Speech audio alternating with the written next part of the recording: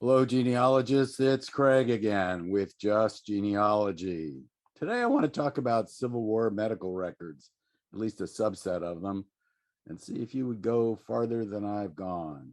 I'll stop it at some point, and then you think for a moment about what else you could do, and then I'll tell you what else you could have done, because that's just the way I am.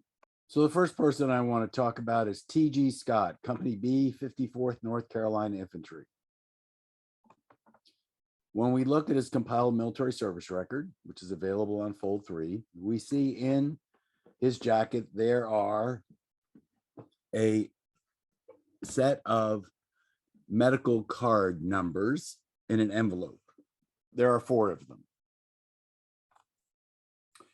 And they sort of look like this. They basically tell us that he has an injury to his knee, left leg, it's a flesh wound, transferred to City Point, simple dressing.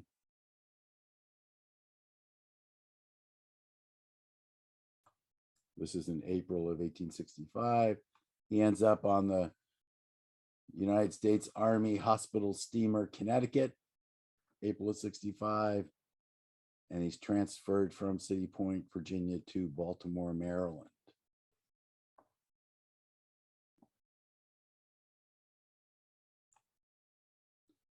And while he's in Baltimore, he's in the West Buildings, U.S. Army General Hospital, West Buildings, Baltimore, Maryland. And he still continues to have that left leg problem. Turns out that he dies. This is a record of death and interment. They started doing these about 1863. And it basically tells us that he died. So this is where you would normally stop if you were just doing genealogy. And let's pause for a minute and see what we have that we could possibly look at that might add more insight into what actually happened to him. There is a set of records out there known as the Otis Archives, also known as the Medical Surgical History of the War of Rebellion. It's in several parts, sometimes 6, sometimes 5, sometimes 3, sometimes 2. I've very rarely seen it as 2. But here is his case number 64, Private T.G. Scott, Company B, 54th North Carolina, age 45 years old, was wounded at Harper's Farm on 6 April 1865 and admitted to the field hospital of the 3rd Division, 2nd Corps.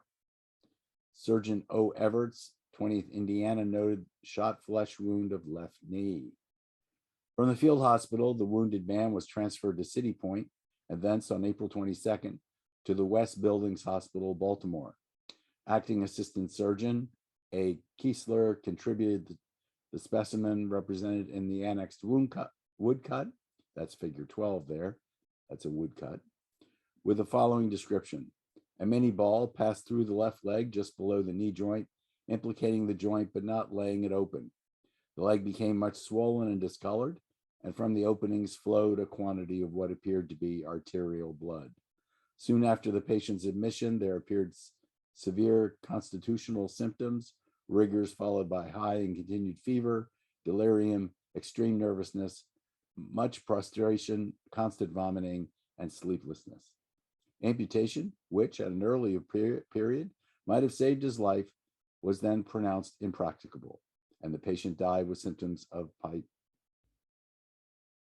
pyemia. Form A, 1865, a postmortem examination of the limb revealed the fact that the tissue above and below the joint, the muscle, fascia, etc., were a gangrenous mass, and that the greater portion of the joint itself was divided of its peritoneum and rapidly assuming the character of caries. Otherwise, the joint was found to be intact, exhibiting no fracture. I consider that to be very interesting, but I'm an old hospital corpsman. So the question is, where did I find this? Well, I found it in the Medical and Surgical History of the War of Rebellion. and it is available to download 6 parts from the National Library of Medicine. So if you were to Google medical and surgical history of the War of Rebellion, you would eventually find that you could get to the National Library of Medicine and download it. I've also seen pieces of it out at archives.org. The book sells, the set sells for about $1,200 in some places. Individual volumes are available. But the nice thing about these downloadable PDFs is that they are searchable. So now when I ever have a Civil War soldier who's hospitalized, I always look in the medical surgical history of the War of Rebellion. Of course, I have 6 different places to look, but that's a small price to have to pay. So let's do one more just for fun, so I can show you how exciting this actually is. So this is Frank B. Pitt, Company B, 44th North Carolina. This is his compiled military service record, which is found on fold 3. And he has a muster in document. He has a company muster roll document, typical things to find in a compiled military service record. He's identified at home sick. He's identified as prisoners taken at Bristow Station. And another. Bristow Station is in Virginia. And it shows here in the company muster roll dated September and October 1864, he died of disease in the hands of the enemy. And he's therefore on the roll of honor, and he was promoted to first sergeant in June of 1865 after his death. He's from Edgecombe County, North Carolina, the county right next door to where I live.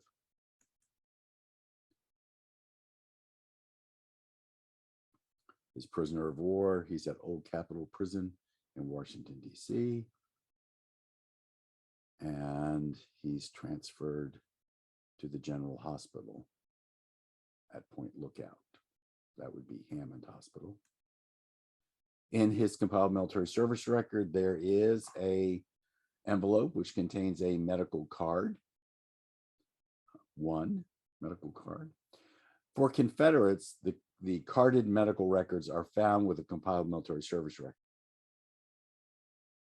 That said, here he is in Hammond, United States Army General Hospital at Point Lookout, where he has chronic diarrhea and dies on the 28th of December, 1865.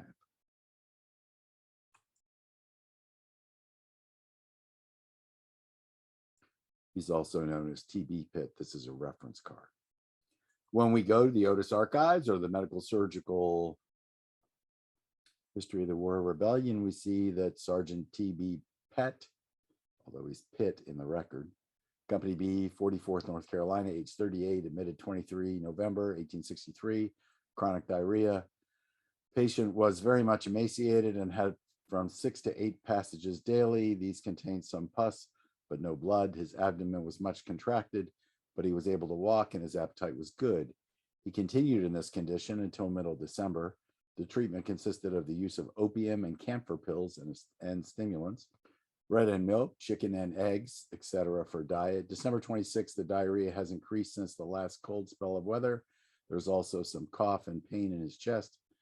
To take a tablespoon of whiskey every 2 hours, died 28th December. Autopsy, the posterior portions of both lungs were in the first stage of inflammation, with the small limited regions of the same character scattered throughout other portions of both lungs.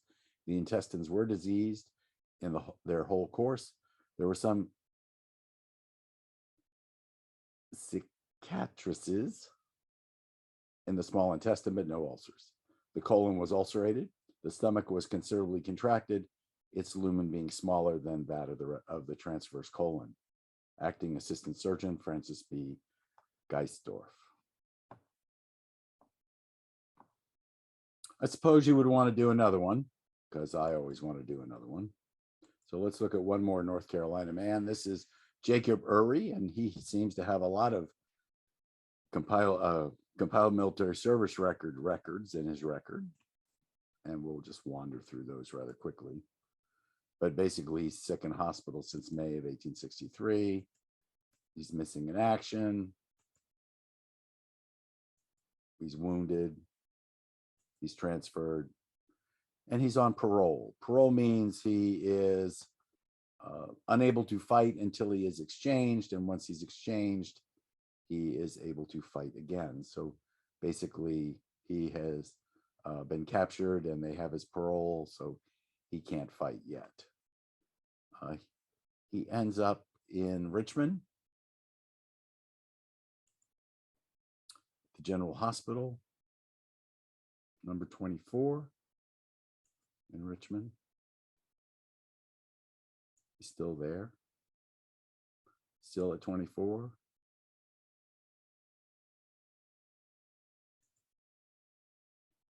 Still in 24. Now he's in Winder Division 3. Now he's in Chimborazo. Moved him around. I've got a picture of Chimborazo somewhere. I'll look for it and see if I can find it. Maybe it's here. And then he was received at Wayside Hospital or General Hospital number 9 in Richmond. Evidently was part of Wood's division, wounded slightly. And then we come to his medical cards.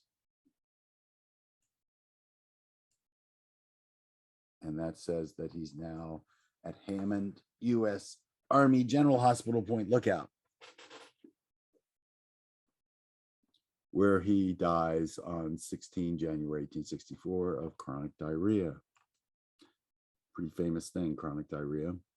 So Private Jacob Urey, Company H, 57th North Carolina, admitted from camp December 23rd, 1863, chronic diarrhea. This man is born on the register of the prison camp Point Lookout, is admitted 11 December, dysentery, and sent to the General Hospital December 22nd. The patient stated he had been sick 2 months. He had 8 or 9 stools daily, but little pain. His tongue was red but moist, and he complained of much thirst. To take tincture of chloride of iron, chicken, and thickened milk, December 26th. Had 5 stools during the last 24 hours, December 28th, transferred to Ward 13, acting Assistant Surgeon George Johnson. Ward 13, December 28th, ordered tincture of ginger, opium, and a cough mixture, nourishing diet. January 5th, 1864, seems to be improving slowly. My experience with these things is whenever it says seems to be improving slowly, or this patient is improving, it means he's going to die soon. Continued treatment with a bit of camphor and opium at bedtime, January 6th, had but 3 evacuations in the last 24 hours. Treatment continued. January 9th, abdomen very painful and tender, has considerable fever. Applied a mustard poultice to the abdomen, died January 10th. Autopsy. Evidence of peritonitis were found, and the mucous membrane of the colon was thickened and ulcerated, especially in its lower portion, where the caliber of the gut was considerably diminished.